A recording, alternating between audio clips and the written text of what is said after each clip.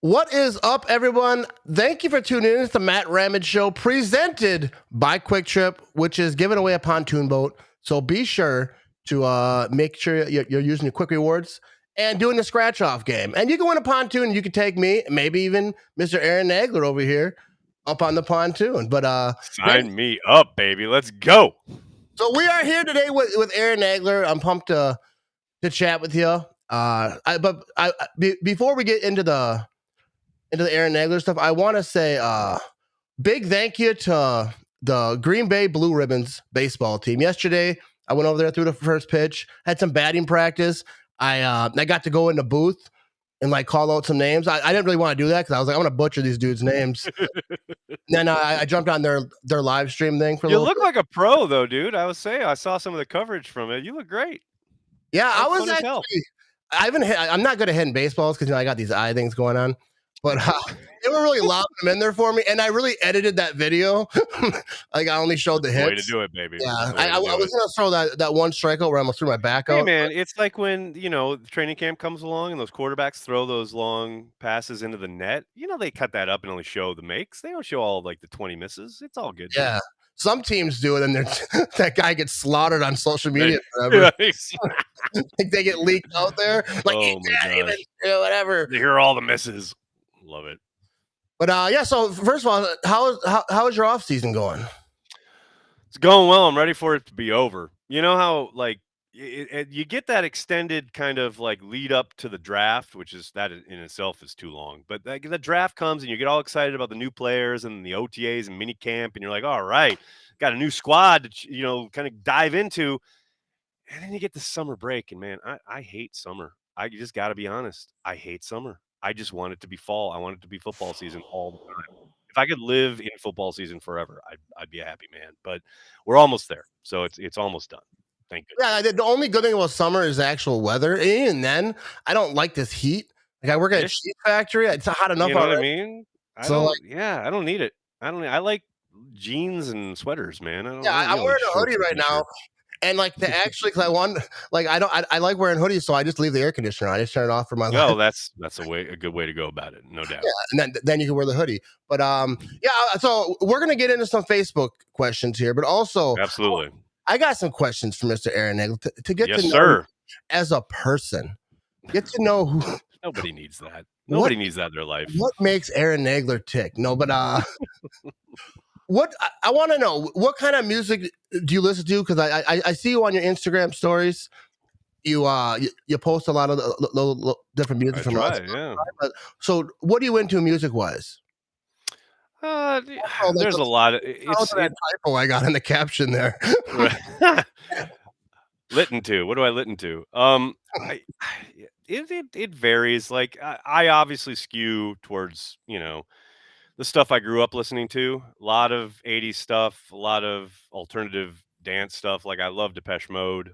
I love Tears for Fears, Peter Gabriel, things like that. But I will admit, my girls have gotten me into stuff. Like I love Harry Styles and I like Taylor Swift, and I don't know. I kind of crossed the gamut. I will say there was was it 2 years ago or something. I did exactly what you're talking about.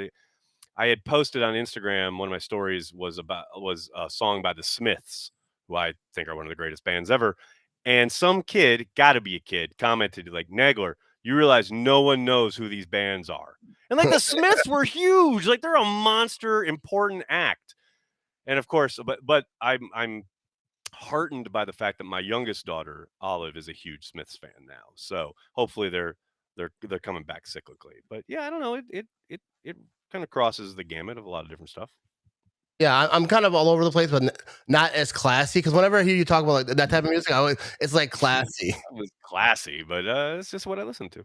That's not what I listen. Like when I'm on my way to work in the morning, it's all like it's like I'm like the stereotypical like meme, like listen to '90s rap. 90s rap, baby. It's like a Jock Jam CD. I get it. Sometimes Yeah, you need it to pump you up, especially before work. I get that. and it makes you feel like less old if you listen to what you listened to like when you were a kid.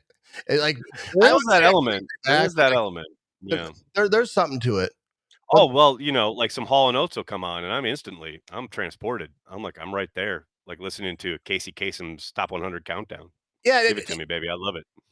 it is actually funny that if you like the music I hated in the 90s. Like I used to like my first job Dude, it was like a restaurant. yes. I'd hear this music. Yep. And then now as an adult, I listen to 90s.9. It's the same music, and I'm like, yeah. Dude, that happens all the time. There is stuff that, like, I know, like, when it came on the radio back in the day, I was like, "Oh, this is garbage," and now I'm so nostalgic for it. That is so funny because it's so true. It's like, it transports you, and it's like, "Oh, I remember when this was on the radio all the time, and I hated it, but now it's kinda whimsical, and I kinda like it." Yeah, and it's kind of chill. Like when I listen to 90s.9, it's like when I'm trying to chill, when I need to get jacked up. Right? Then it's 90s rap. I'm all over the place. But this is like one of the main questions I wanted to ask you to have you on here today. Yeah. What is Motel Men? I see you post about it, but Yeah, well, I'm sure you talked about it before in detail or whatever, but I've never seen it. you know what's funny is I don't think I have. I think you're one of the first people to ask me about it. Motel Men is a band that I'm in, which is really just a duo. Talking about '80s, it's like a synth duo. It's one of my oldest friends in the whole world. His name is Ben Gorski. We grew up together as kids in Appleton, Wisconsin, and we've been writing songs together since we were 12 years old. I want to say. And Okay. we've been in various different bands throughout our lives, but now we're both fathers in our 50s. And I had kind of stopped thinking we were going to continue writing any number of years ago, but then the pandemic hit, and we were all kind of caught in our living rooms, so to speak. And I just reached out to him one day and said, "Hey, you want to try and write a song over Zoom?" And we did, and we really enjoyed it. And all of a sudden, we just started writing a few more and a few more. And then we were like, "Hey, we should do something with this." And so we spent kind of the last 2 years recording those songs and playing a couple gigs, and now all of our stuff is out, not all of it, but a bunch of stuff that we've released is now out on Spotify and Apple Music, and we just played a gig this past Saturday, and we have another one the first night of Mile of Music in Appleton, in a couple weeks, so we're kind of like it's never gonna be like that's my job or anything like that. I'm not under any illusions, but he's one of my like I said, Ben's one of my oldest friends, and we've written songs together pretty much our whole lives. And really, it kind of reignited my passion just for music in general, but definitely for creativity and just having something. And I will rope this into a football angle here. I think it's really super important to do something with your off season, right? When you are creating content around football, I understand there's an audience, right? And there's a definite thirst for content, right? I think it's really healthy if you find something outside of the realm of football during this stretch where all we can do is speculate. And you see it now. All you get are like top 10 this and top 5 Yeah. that. And who are the best 10 running backs? Like, who cares? None of that matters, but it's just fodder for people to engage and argue about, blah, blah, blah. I'd much rather write a song and record it with my best friend. And I think Corey, my partner at Cheesehead TV, kind of follows the same path, right? He's out there doing, really getting into his garden and creating garden content for his TikTok. And I think that's super healthy. And I think it's a really good thing because then the football season comes along, right? Like it will next week, and your whole life is taken over, and you say goodbye to most of that. So Yeah. I think now, during this time of year, it's pretty important to try and find something like that. Yeah, I think that's awesome too that you got gigs and you're doing that. Yeah, but I totally agree that having like different types of hobbies, just different stuff that you do, Right. whether you're a content creator or not, especially in football season. Like so even if you're not a content creator, Yeah, in baseball, exactly. If you're just a fan, yeah, man, like we really got to be online for the 10th day in a row arguing about some rankings that mean absolutely nothing. Like, how does that enrich your life in any way? And look, I get that people are into it. I understand why people do engage and love it. It's just not for me. And I think it's probably healthier if you try to stay away from that every once in a while. yeah, I think so because like I see a post, I try not to comment on it, but sometimes I like a press gazette, the comment Right. section will get Oh, baby. That's some heated stuff right there. Oh, and sometimes, I mean, if you are online and you are a content creator, you get tagged in stuff, yeah. right? Like people try to rope you in, and it's like, man, I'm just trying to over here chilling, trying to enjoy my day. But again, I get it. I get it. It's just mostly not for me. Yeah, I get roped in. I've been getting better though, but like I commented on a press You gazette. have. I will say you have. Yeah, You have. You're not as trolly this offseason as you were last offseason yeah, I've been. I mean, I've been trolling a little bit, with but the other fan bases, yeah, you know? not. Plus, I chipped my tooth, so I get it fixed. Like I think August 2nd. So I Right. really can't make like a selfie video trashing a fan base, and they're gonna be With like, the dude, chipped tooth. yeah, they're Right. gonna be like, what? This dude got the eyes going and the tooth going. How am I taking this dude seriously? I get it. Yeah, it's like that's I too get it. much. Like I'm just like handing them, I mean, I'm just like presenting. Come on, guys, roast. I I don't love it. mind being roasted, but like Right. that's all it'd be. Right. So I'll wait, but I'll have some stuff to say. See, here I thought you were growing, but really you're just hiding. I get it. Yeah, All right. I'm just chilling back for a minute. Come August 2nd. I gotta say, what we are like 10 minutes into this, and I haven't even gotten one. Hey, I'm not gonna lie, I'm a little buzzed up from you. Yeah, I'm I'm actually not disappointed. buzzed up. I ain't gonna lie, I was buzzed up last night. Well, good. As long as there's been a recent buzzed up episode, I'm happy.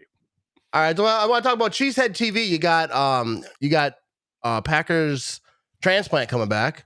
Yes, we do. Packer Transplants returns next Tuesday night, the 25th, the night before training camp kicks off. That venerable series. Corey and I will be live. I'll still be in New York at that point, but I'll be in town for camp at the end of that week, and I'm excited. Always excited to talk ball with Corey. It's great because Corey pretty much kind of, like I said, disappears for the offseason. So I Yeah, get to get all his unique views and takes on all the developments of the offseason in one fell swoop. And he doesn't believe this, but I get tons of people throughout the offseason. When are we going to get Corey? When's Corey coming back? Can we see Corey? What are we going to hear from Corey? Like, and now people, July 25th, the evening of Tuesday. It's going to be a lot of fun. yeah. I think Corey's probably like the one universal. I mean, I wouldn't say that because a lot of people hate him, but like I think he's like one of the most unique people. Like I think he's probably one of the Agreed. best people. And maybe it's because you don't get an overflood of seeing his Right. face like a You lot don't of see us. his face every day like everybody else. Exactly. I don't see I my actually stupid mug every day. Yeah. I actually talked to Corey. I'm gonna do like a little tour thing, a live X, make a Oh, video. nice. Show Oh, me like awesome. because dude, Hell live yeah. X is like one of the most interesting things to me. Like I watch all the videos, I follow Yeah. them, and Yeah. Live X is no joke, man. I want to get a first hand look. But like, what else is Cheesehead TV doing? Like, you got training camp coming up. Is Tyler coming up? You guys got some time? Tyler is back in full force. We'll be doing tons of fun stuff on social, obviously. There are a couple things in the hopper that I can't talk about just yet.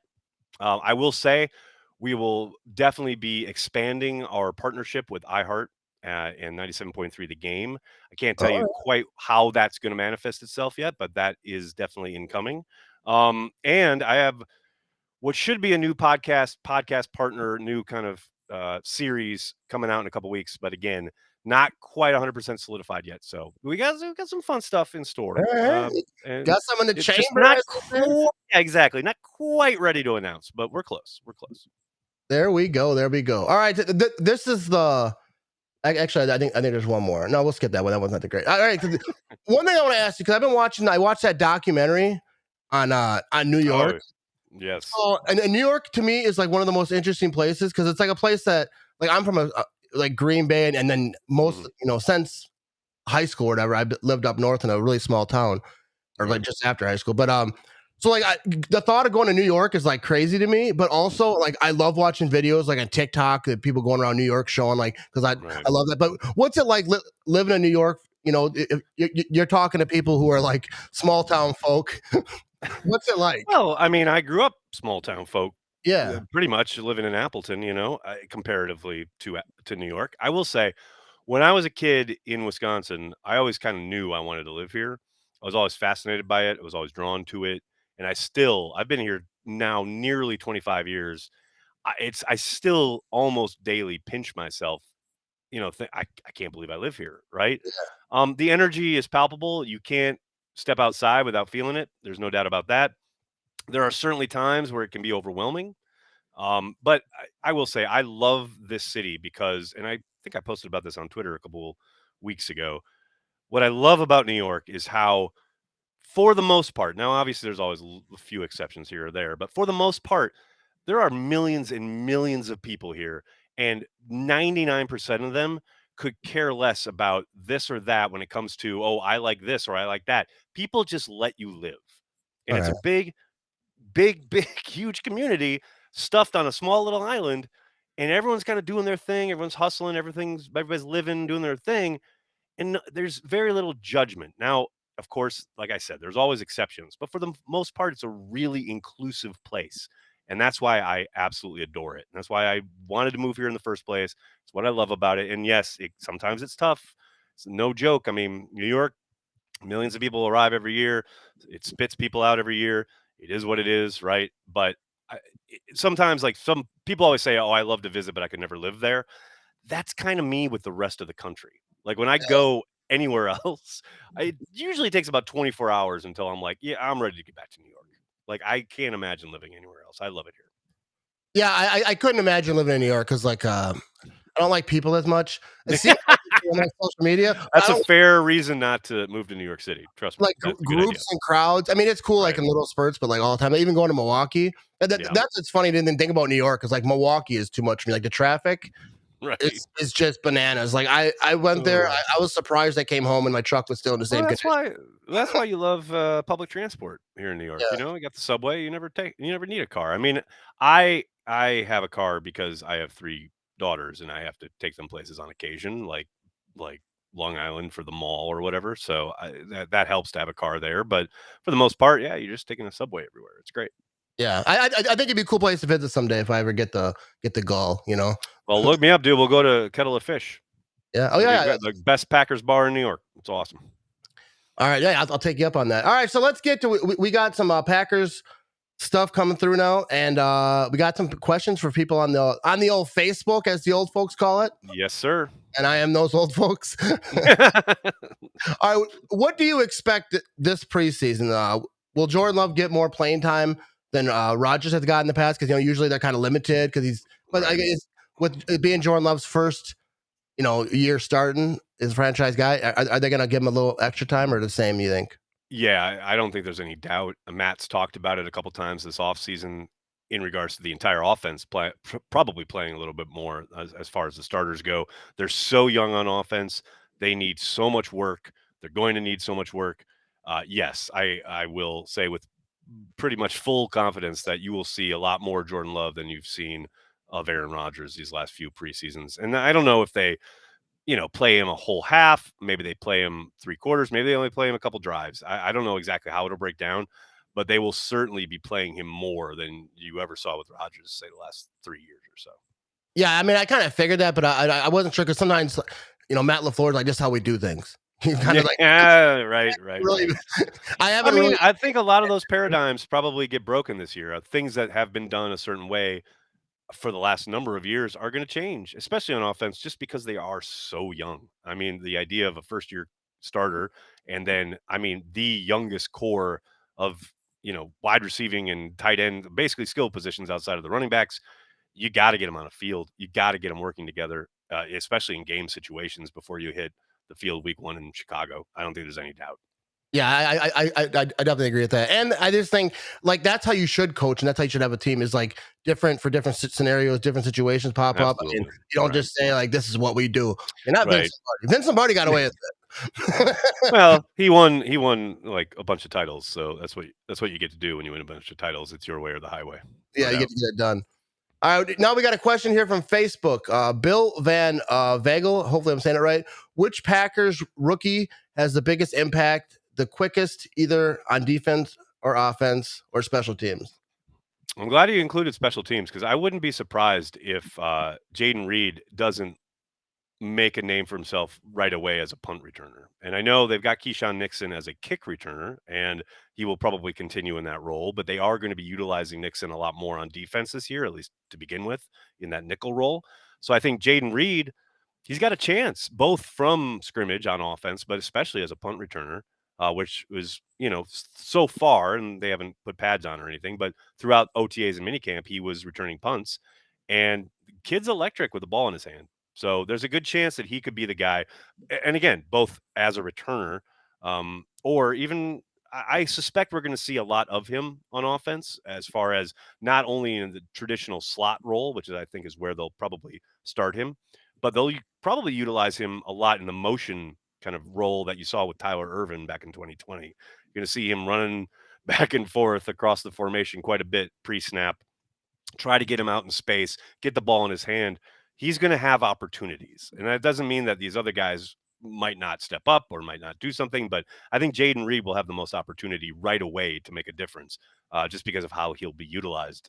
But on the flip side, I do think Lucas Van Ness has a chance, especially because Rashawn Gary most likely won't be ready for the start of the season, week 1, because of that ACL injury. Van Ness can really help you on passing downs initially. Now, I don't think they name him a starter right away. I think he's going to be rotational, but I mean, he's a big, strong, young dude who can probably make some hay when it's 3rd and long, the obvious passing situation. He can rush from the outside. They might kick him inside right away on 3rd downs and try to use him rotationally that way. So, if there's a guy on defense, you can look forward to kind of step up right away.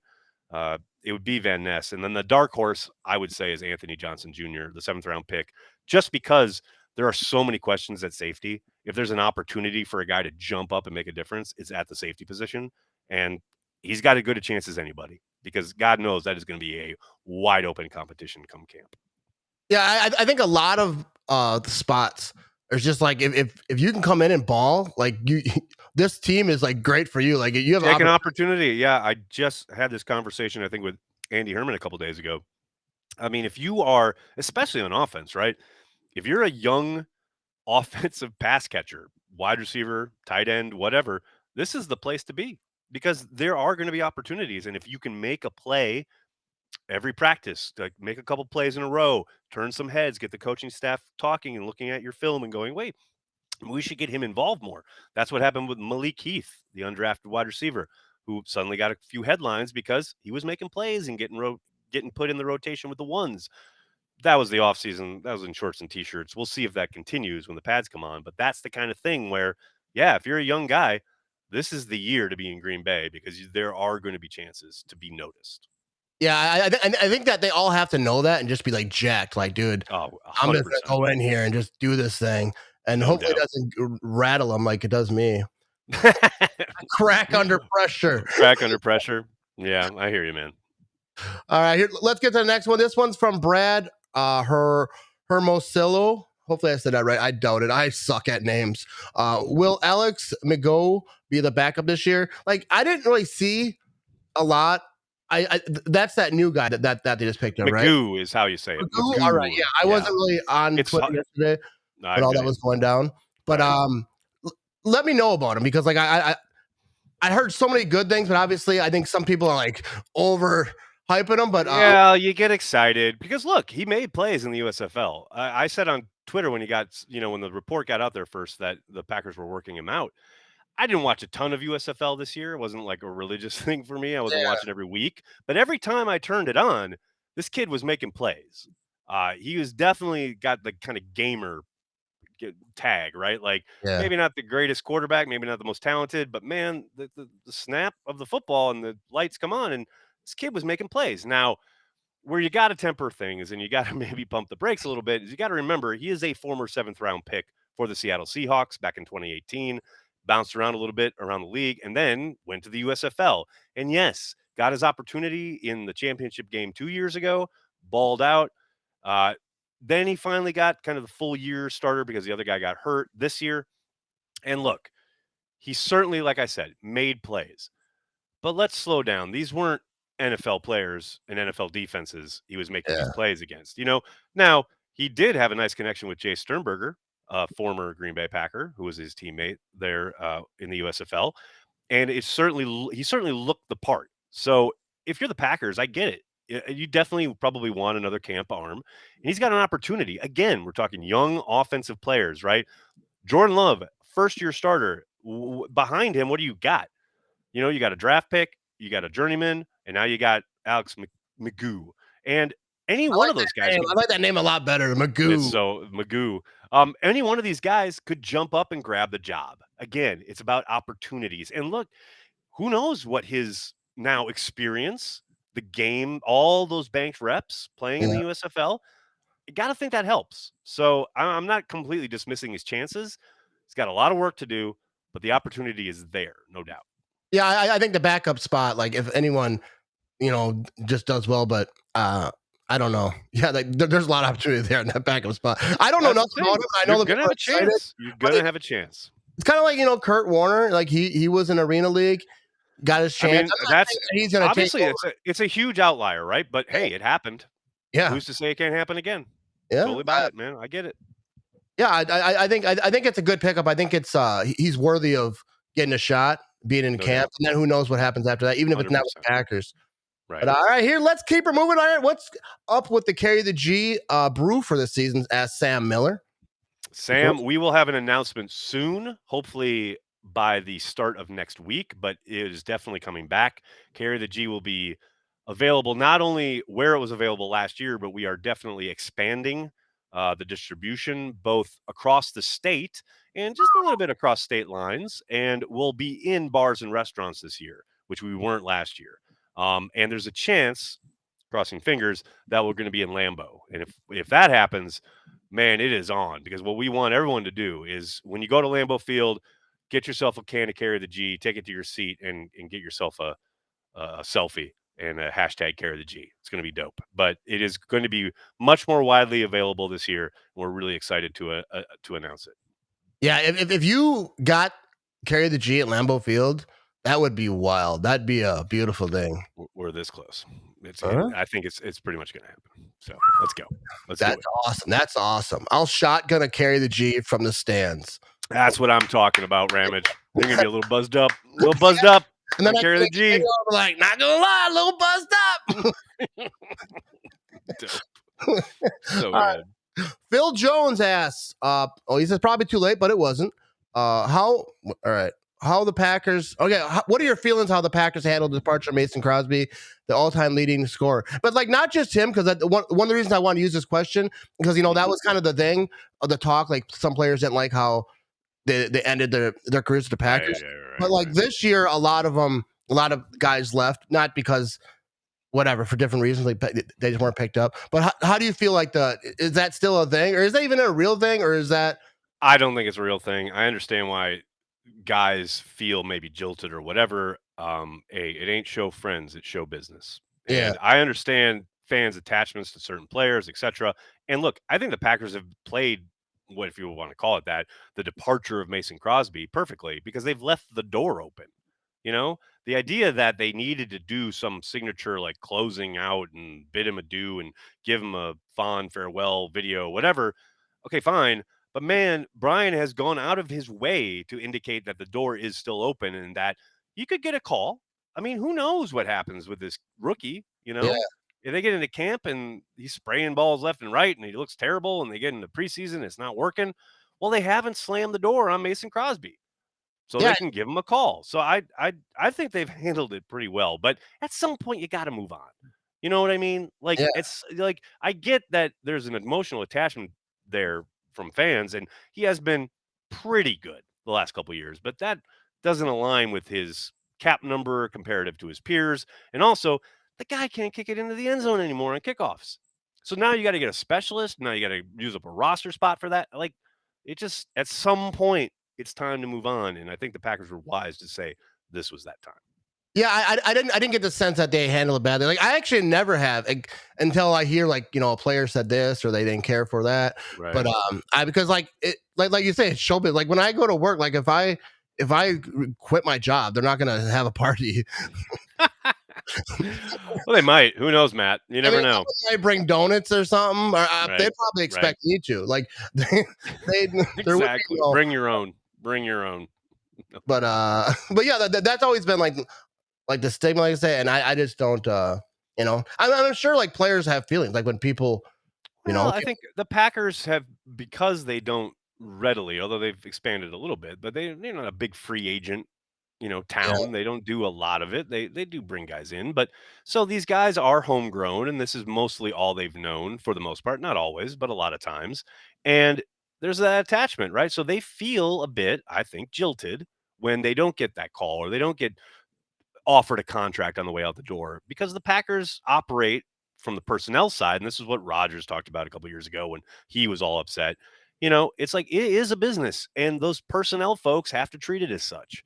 And I understand that that might hurt personally, but that's not a personal decision.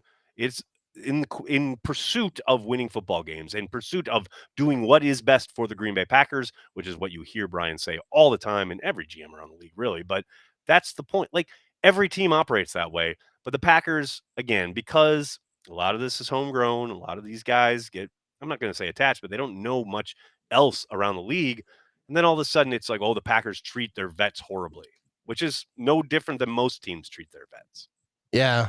Yeah. Because, like, I think of it like I play Madden, and like if that was like a real team you're Same putting thing. together, Totally the same thing. there's guys starting that have no business. Like, just because I liked You're my going to bench their ass. Yeah, definitely. I I'm feel it. benching the starter, bringing this guy over here. Got to do it, man. Yeah. So, like, you don't want me controlling.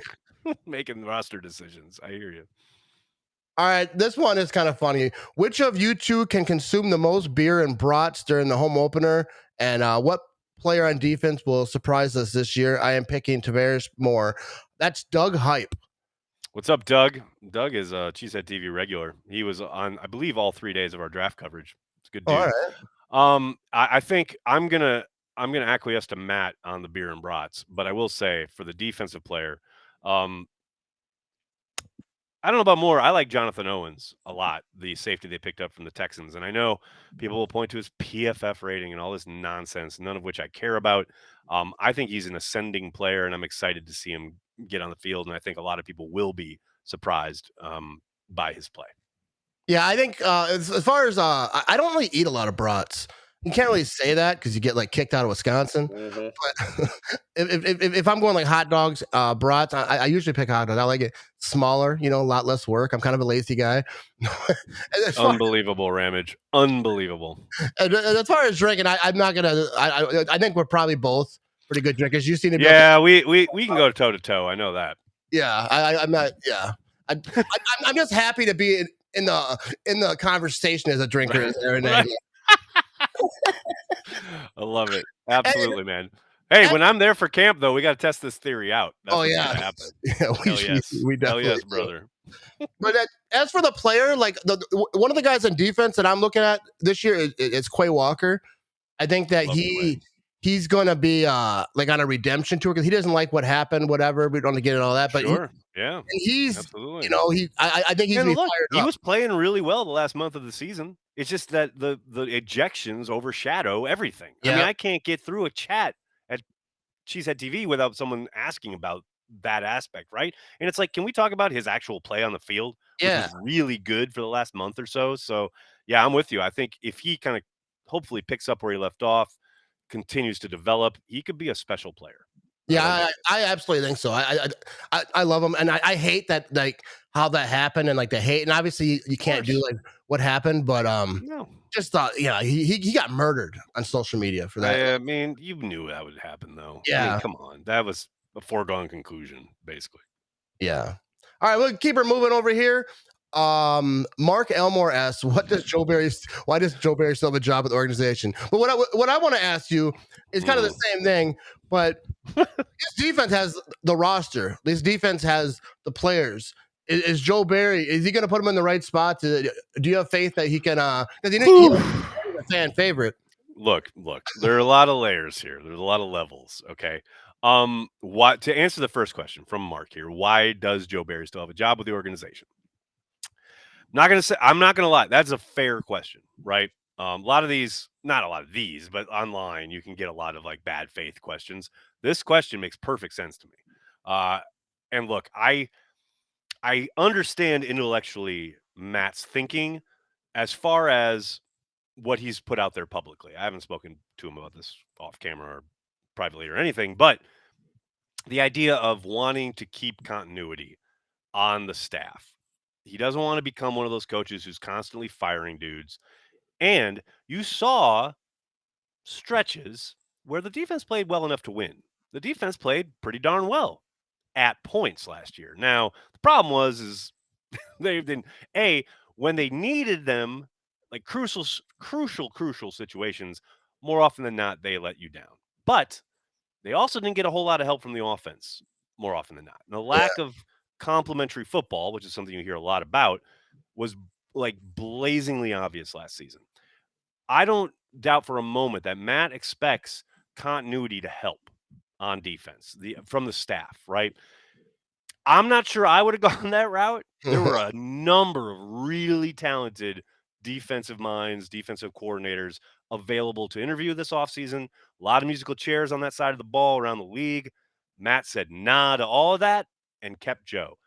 And look, don't think for a second that Matt doesn't understand that if things don't improve on that side of the ball, not only is Joe most likely gone, that puts the fire way up under Matt's Yeah. seat. You know what I mean? So it's not lost on him that this is a crucial decision. He thinks they can get better with continuity.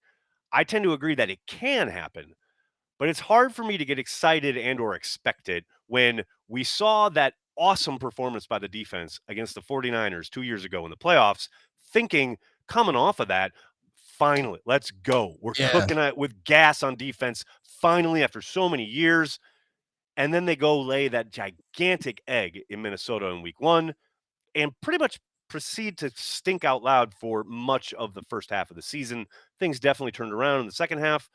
But man, fool me once, I won't get fooled again. I am never ever getting excited about a Joe Barry defense until I see it on the field ever again.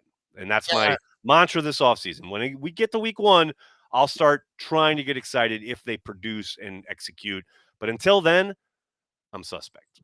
Yeah, I got roasted last season because I said in the offseason leading up, they're going to be a top 5 defense. So, Ugh, boy. like I say that I every mean, year. well, that's a lot of people thought they were going to be really good last year. I mean, you weren't alone in that regard. I Yeah. remember Mina Kimes was like they're going to be top 5, and then she kind of walked that back before the season. But I had her on my podcast, and I was like, Joe Barry's still the coordinator, right? Like, there was the whole. So I understand the excitement around them last year, but that's why this season I'm just like all bets are off. Like you got to prove it before I Yeah, get excited. I'm not. I mean, I say a little bit, but I've been a little quieter on the defense because, like, I think that they have the players. Like, they have so many great players, but it doesn't always Absolutely. come I together. mean, all three. The problem is all three levels. You want to be strong in the middle of the defense. John Madden used to talk about that all the time, right? You want solid at the inside of the defensive line. Check. You got Kenny, obviously, is one of the better players in the league at his position. You got a former first round pick in Devontae Wyatt, who you hope steps to the fore. The middle, you got Devondre Campbell, who again played much better down the stretch than he did the first part of the year, coming off an All-Pro season the season before. You got Quay Walker heading into season 2. Again, played really well down the stretch last year. The question marks come at safety, and that's where you get a little nervous because there are a lot of question marks there. Darnell Savage has definitely not been the answer you would hope for from a former first-round pick. And then you got a lot of names to pick from, a lot of different combinations they'll probably try out. But that's where you get nervous because that is your last line of defense. Yeah, if you don't got And good those safety. guys mess up, that's a touchdown or that's a big play. And you just don't want that. So obviously. So yeah, again, I think they've got the talent. I think you got Jair Alexander, you got a really good secondary, you've got the tools you need. It's just up to Joe Barry to put him in the position to succeed. And in there, I got to see it to believe it. Yeah, I hear that. So you mentioned Rashawn Gary, probably not going to be there to start off. Do we have any idea of like how it's like 4 weeks? Maybe less, more? Nothing yet. We'll get a better idea probably next week when he gets to camp and they start kind of, not they don't have to give it any kind of injury designation just yet, other than putting him on the PUP, which I suspect he will be, the physically unable to perform list. But I would be surprised if he's available before sometime after the first month of the season, like say those first 4 games.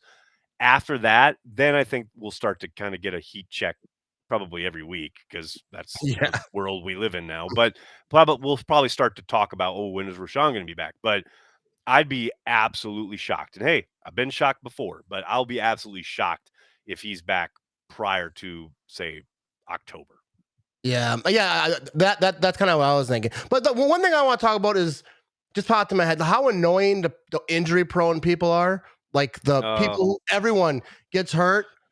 Like I saw one talk about Watson. I made a post about Christian Watson, right. and then they're like, "Oh, if he's available," I'm like, "Dude, he's a rookie, got hurt." Like, did you miss the second half of the season when he yeah, scored like what 10 touchdowns in 7 games or whatever it is? I mean, come on, people. yeah, it's so annoying. Like David Bakhtiari too, which I get because he had a real long injury. But before that, people act The like Bakhtiari shit is so annoying. It's so yeah, bad. it's like they act like he's like some baby. Like, dude had a crazy injury, and before that he once missed in a some, lifetime injury, but he a didn't miss. generational injury. No, Yeah. all that stuff is nonsense. Look, the injury rate in the NFL is 100%, and people are so kind of dialed in on their team that they don't understand that it happens to every team. Like, yes, some teams have better injury luck than others, but that's all it is luck. It's not like fire. It's always fire the conditioning staff, fire the training staff, which is absurd. Like that's like the lowest level of idiocy right there. So it's like, yes, are there some teams that get lucky and they get their band kind of together throughout the whole season? And it definitely helps. You'll see. I mean, look, it's no mystery. The Eagles and the Chiefs had basically the most health along the offensive line, their offensive lines last year, comparative to the rest of the league. Oh, and lo and behold, they're in the Super Bowl. Yes, they got a bit lucky in that regard, but that's all it is. And this idea that these guys are injury prone is freaking hilarious. And basically, Matt, you can set anyone who says that straight to ignore because they're not worth your time. Yeah, I totally agree. For the injury prone thing, because like these are like the most premier athletes, like even not just football, all over. Like I'm injury prone. Like I did a. I mean, we're all injury prone when you're talking about it like that, no doubt. I did that thing yesterday. You know, the human hamster wheel, whatever they call it. You're in the rubber and you run into each other. Right. I got in that thing, dude. And they're like, it's funny because when I first got into it, they're like, all right, there's 3 shots, you know, best out of 3 because you have to try and knock the other one down. Right. And they said, just stand 25 feet apart and then run at each other. I said, bro, you want me to run 25 feet 3 times? I was like, I don't think it's going to work out. What do you think I am, an Olympian? Come on now. I didn't come here for this. But I failed miserably in that. Like, I got killed. My guy, Scott, who does my camera work for me, right. He told me beforehand, he was like, I'll take it easy on you. I was like, no, dude, give it to me. Don't go easy. Was it like AJ Dillon and the mascot last year? Kind of like I flipped upside down. I got stuck. I couldn't get up. I'm rolling around and I could hear all the audience people, the baseball fans laughing. Right, and then they're like trying to like tell me like, come on, dude, get it together, get up. Cause you know, there's only so much time between innings. And they can't hold the game up for you. Yeah, I finally get up, and then they're like, "Go!" Before I was even situated, and then he's just running at me. I'm like, hit you again. Yeah, and I went, flipped upside down, almost broke my neck, but it was a good time. Good times. That was something. I was thinking the whole time, like, I hope someone's videoing this because if I'm not doing this for content, because if these are my last moments, I want them on record. Yeah, I want it. But all right, I think that's all I got. But I think we'll see each other at training camp. Oh, hell yes. We'll drink some beers, you know what I mean? We will drink some beers. We will talk some ball. Have you over to Banky's house. Have some Carry the G. Definitely going to happen. Yeah, actually, I haven't had Carry the G in a long time. You know what's funny? People tag me and stuff about Carry the G. Like, they think I'm Cheesehead TV. You did that ad. You did that ad for us. Yeah, so, like, people will, like, message, or not lately, but they'll be like, when's Carry the G coming back? I don't know. And I just, like, Cheesehead TV link. Like, now you can let them know. Hopefully next week. You can expect to start seeing at least the announcement, and then hopefully the beer itself will be rolled out either late next week or the week after. So very soon, pretty soon. Maybe I'll shotgun a beer, make a video, because that way Cheesehead TV can reach me to be. That's how you. All about the content life, baby. Let's go. Yeah, if you want to get reached by Cheesehead TV, get yourself some Carry the G. Carry the G, baby. That's like the key to our heart. Get some Carry the G. That's right there. All right, thanks for joining me. Big shout out to Quick Trip sponsoring the show. Everyone who's either watching on YouTube or listening on the podcast. This is Aaron Nagler. You know who he is. Go Pack, go, people. I don't know how to end this. Thanks a lot, Matt. Yeah, for sure.